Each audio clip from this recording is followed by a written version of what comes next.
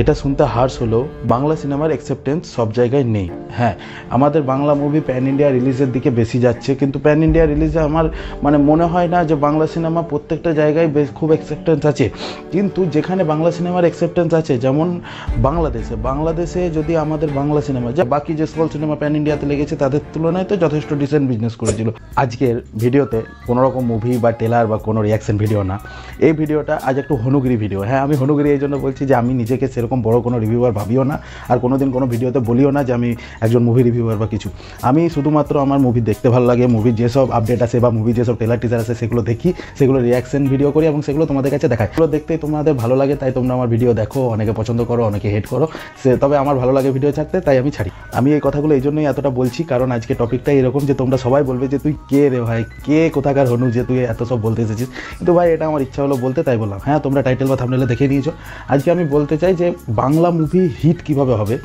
এটা বলছি না যে বাংলা মুভি হিট হবে একদম, আমার এই কথাগুলো মিলিয়ে নাও একদম হবেই হবে এরকম ব্যাপার নয়। তবে আমার একটা অ্যানালাইসিস আছে, আমার একটা পার্সপেক্টিভ আছে করে। এই থটগুলো শুধু আমার না, আমার এক ভাই আছে যার সাথে আমি সেও আমার মতনই সিনেমা পাগল ছেলে, তার সাথে আমি আলোচনা করি। সে আমার অনেকগুলো ভিডিওতে হেল্প করে, কীভাবে ভিডিও বানাতে হবে। সে আমাকে স্ক্রিপ্ট দেয়, সে আমার সাথে কন্টিনিউয়াসলি আমাকে হেল্প করতে থাকে। তো সে আমাকে বলেছিল একবার যে দাদা, বাংলা সিনেমা হিট হতে গেলে এই জিনিসগুলো দরকার। তো সেইগুলো আর আমার কিছু থট মিশিয়ে আজ আমি এই ভিডিওটা বানাতে চলেছি। প্রথম পয়েন্ট, হ্যাঁ জানি এই পয়েন্টটা সবাই বলেছে তাদের ভিডিওতে, আমি আর নতুন কিছু বলছি না, তবুও আমার তরফ থেকে এটা বলার কথা। প্রথম পয়েন্ট হলো খুব ভালো স্টোরি হতে হবে। হ্যাঁ, এটা যে কোনো মুভি, যে কোনো সিরিজ, যে কোনো গল্প দেখাতে গেলে ফার্স্ট তার স্টোরি ভালো হতে হবে, স্টোরি রিটিন ভালো হতে হবে, রাইটারকে ভালো স্ক্রিপ্ট ভালো হতে হবে, ভালো রাইটার ধরতে হবে, যে রাইটার ভালো গল্প লিখবে, যে সময় দেবে, যে গল্পটাকে সাজাবে ভালো করে, এমন গল্প যেটাতে মানুষকে এঙ্গেজ করবে, মানুষ দেখেনি নতুন ধরনের গল্প, সেগুলোকে বেশি করে অ্যাপ্রিসিয়েট করতে হবে, সেগুলোকে বেশি করে আনতে হবে। স্টোরি আগে ধ্যান দিতে হবে, স্টোরির উপরে।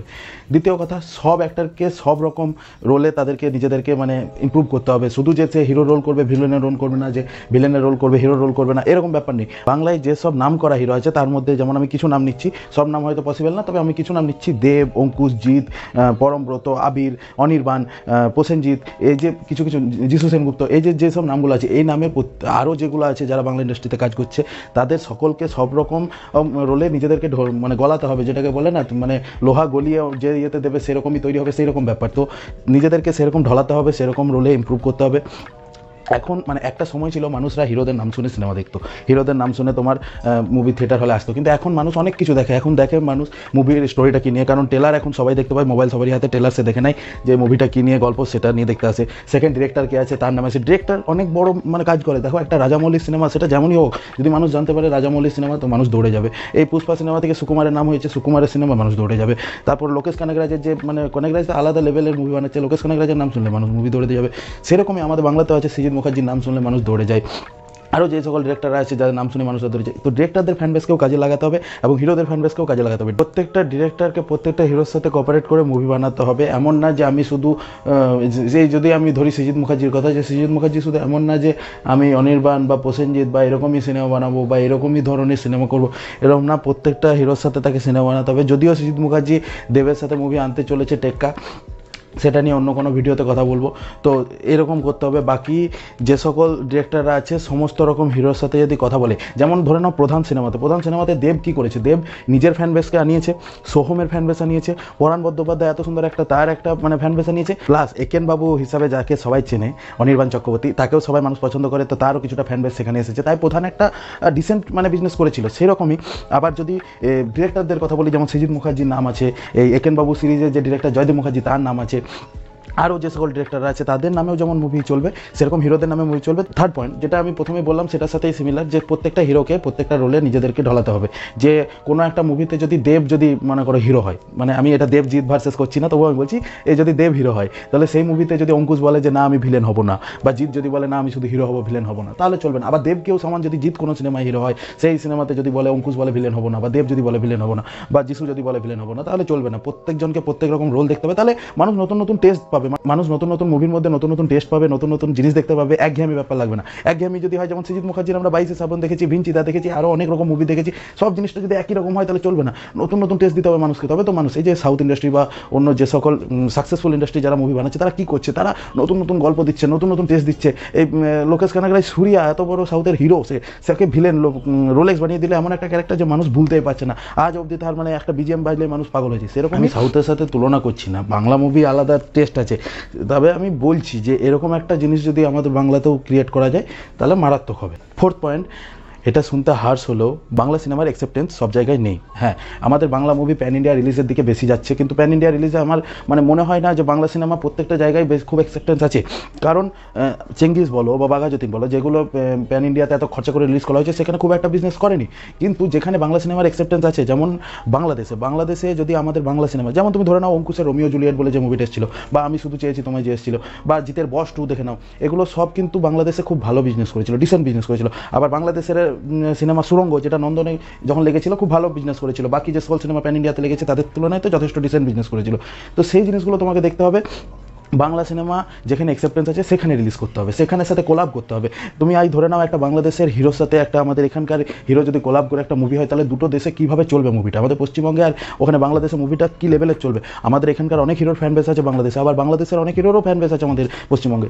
এবারে তাদের যদি একটা, তাদের গল্প বলো, তাদের মুভির যে স্ক্রিপ্ট বলো, সেগুলো কিন্তু এখন আমাদের থেকে অনেকটা এগিয়ে আছে। শুনতে খারাপ লাগলেও এটা কিন্তু সত্যি কথা।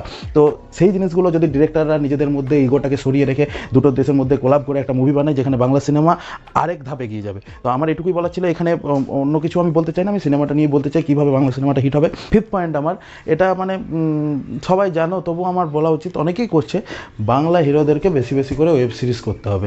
কেন করতে হবে না, দেখো তোমরা অনির্বাণ করে, পরমব্রত করে, এরা ওটিটিতে ওয়েব সিরিজে আছে বা ওটিটি প্ল্যাটফর্মে মুভি বা ওয়েব সিরিজে আছে, এরা করে। কিন্তু আমাদের মেন স্ট্রিম হিরো যারা আছে, যেমন দেবজিৎ, অঙ্কুশ, এদেরকেও না বেশি বেশি করতে হবে। অঙ্কুশ যদিও শিকারপুরে করেছে, দেবজিৎকেও করতে হবে। কারণ এটা যদি এক্সাম্পল হিসাবে তোমরা দেখো, তো শাহিদ কাপুরকে দেখে নাও। শাহিদ কাপুর কবির সিংয়ের পরে জার্সি এনেছিল, সাউথের রিমেক জার্সি মুভি, একদম ডিজাস্টার হয়েছে, কোনো হিট পায়নি। কিন্তু সেই শাহিদ কাপুর ব্লাডি ড্যাডির মতো মুভি করে ওটিটিতে, তারপর ফার্জির মতো ওয়েব সিরিজ আনে, যেটা মানুষকে আবার তার প্রতি ভালোবাসা এনে দেয়, তার একটা নতুন করে ফ্যানবেস তৈরি করে। তারপরে গিয়ে তেরি বাতোঁ মে উলঝা দিয়া মুভি একটা ডিসেন্ট বিজনেস করে, কি না শাহিদ কাপুরকে আবার সবাই বিশ্বাস করে, ওয়েব সিরিজে দেখে, তার অনেকটা ফ্যানবেস ক্রিয়েট হয়, দিয়ে তার এই মুভিটা ডিসেন্ট একটা বিজনেস করে। সেরকমই আমাদের বাংলায় যদি দেবজিৎ এরা ভালো ভালো ওয়েব সিরিজ করে, বেশি বেশি করে মানুষের কাছে পৌঁছায়, তাহলে তাদের প্রতি মানুষের আরেকটু ভরসা বাড়বে, তাদের প্রতি আরেকটা ফ্যানবেস বাড়বে। তো তাতে তাদের মুভিগুলো আরও ভালো বিজনেস করবে। আরেকটা পয়েন্ট, যেটা সবাই আমার সাথে তোমরা এগ্রি করবে, যে ভালো গান রিলিজ করতে হবে। বাংলা সিনেমায় গান নিয়ে এটা বলবো না আমি, এটা বললে আমার পাপ লাগবে। কারণ বাংলা যারা বোঝে না বা বাংলা জানে না, তারা যে কী মধু মিস করে সেটা আমরাই বুঝি, যারা বাংলা গান শোনো, বাংলা গানের প্রেমী, সবাই জানো বাংলা গান সেরকম আছে। কিন্তু আমি সেটা বলছি না, আমি একটা মেন স্ট্রিম কমার্শিয়াল মুভির গানের কথা বলছি। যেমন একটা আইটেম সং, যেমন একটা প্যারে লাল ছিল, যেমন একটা রিমিক্স কাওয়ালি ছিল, যেমন একটা ভজগরাঙ্গ ছিল। আবার এই কিছুদিন আগে ইয়াসের একটা মুভির গান যথেষ্ট মোটামুটি চলেছে, বন্ধু আমার বসিয়া ঘাটের এখন গান বানাইছে, যথেষ্ট ভালো, একটা মনে রাখার মতো। কিন্তু এগুলো ছাড়া তুমি আমাকে একটা গান মনে করে বলে দাও লাস্ট, যেটা তোমার মাথায় চলছে, যে এরকম একটা মানে মানে মার্কেট ভেঙে দেওয়ার মতো আইটেম সং রিলিজ হয়েছে, বা মার্কেট ভেঙে দেওয়ার মতো একটা সেরকম গান রিলিজ হয়েছে, যেগুলো তুমি আজ থেকে কয়েক বছর আগে চলে যাও, যখন দেবের আই লাভ ইউ এসেছিলো বা দেবের পাগলু এসেছিলো, সেই যে গানগুলো তখন যে বাজতো, যে আই লাভ ইউ এর যে গানগুলো ছিল, আই লাভ ইউ মাই লাভ, বা যেসব সিরিজগুলো ছিল, পরাণ যায় জলিয়ারে যেগুলো ছিল, সেই টাইপের গান এখন কোথায় বাংলা মুভিতে? এই যে মেন স্ট্রিম গানগুলো, যেগুলো আমি বলতে চাইছি, বাংলার গান আমি যে আরবান গান যেগুলো সং আছে, যেগুলো মিষ্টিভাষী সং, সেগুলো আলাদা জায়গায় রেখে দিলাম। কিন্তু এই যে এই টাইপের গান, এগুলো এখন আর শোনা যায় না। এগুলো শুনলে আমাদের আরেকটু মার্কেটিং হবে, এগুলো শুনলে আরও মানুষ আরও মানে এই গানটা যে হলে এক্সপিরিয়েন্স করার জন্য মানুষ হলের মধ্যে যাবে। তো সেই জন্য গানও একটা অনেক বড় রোল প্লে করে। সেরকম একটা গান রিলিজ করতে হবে, সেরকম গানের লিরিক্স চাই, সেরকম গানের মিউজিক চাই, বিজিএম চাই, ব্যাকগ্রাউন্ড মিউজিক চাই, একটা মাসি ব্যাপার হবে, শুধু মাসি না, ক্লাস থাকবে সেটার মধ্যে। তাই গানও একটা ইম্পর্টেন্ট মিডিয়াম বাংলা সিনেমাকে হিট করার জন্য বলে বলা ছিল। এরপর যে আর একটা ব্যাপার আমার ফিল হয়, মানে এটা পার্সোনালি আমার ফিল হয়, আমার সেই ভাইয়েরও ফিল হয়, এই দুজনের ফিল হয়, জানি না এটা কত দূর সঠিক কথা, কিন্তু আমাদের ফিল হয়, আমাদের রাজ্যে এখনও ওটিটি বা সবারই হাতে ফোনে যে মুভি দেখা, সব কিছুকে সাবস্ক্রাইব করে রাখা যেসব প্ল্যাটফর্মগুলো আছে, নেটফ্লিক্স, হইচই, এগুলো সব এখনও পর্যন্ত সেরকমভাবে মানুষের সবার হাতে পৌঁছায়নি। গ্রাম অঞ্চলে এখনও পর্যন্ত মাল্টিপ্লেক্স সেভাবে পৌঁছায়নি।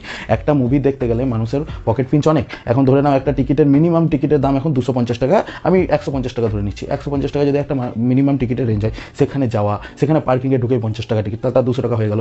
তারপর গাড়ি নিয়ে যাওয়া, তার একটা তেলের খরচা আছে। তারপর সেখানে গিয়ে একটা পপকর্নের রেট এখন 250 থেকে 300 টাকা, মানে গোটাগুটি একটা ধরে নাও 500 টাকা, একটা মানুষ মুভি দেখতে গেলে তার 500 টাকা লাগবেই লাগবে। তাহলে সেসব এখন অ্যাফোর্ড করার ক্ষমতা কথা সব জায়গার মানুষের হয়নি।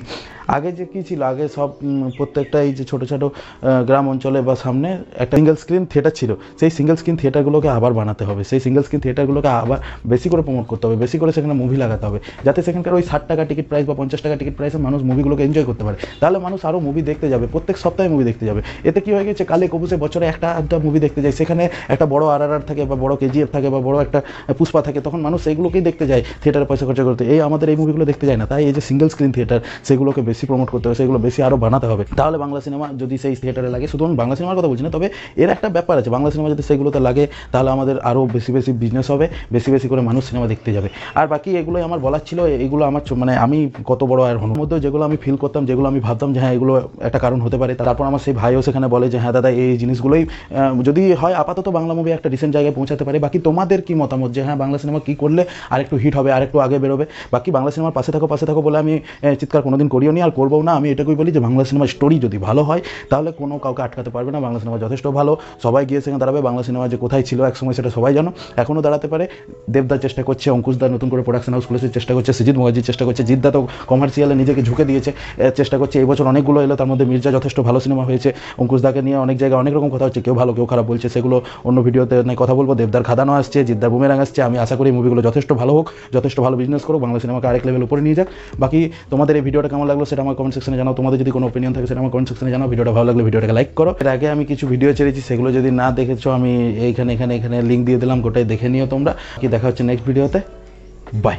2 মিনিট চুপ করো গো। হ্যাঁ সবাই মিলে আওয়াজ করো, সবাই আওয়াজ করো।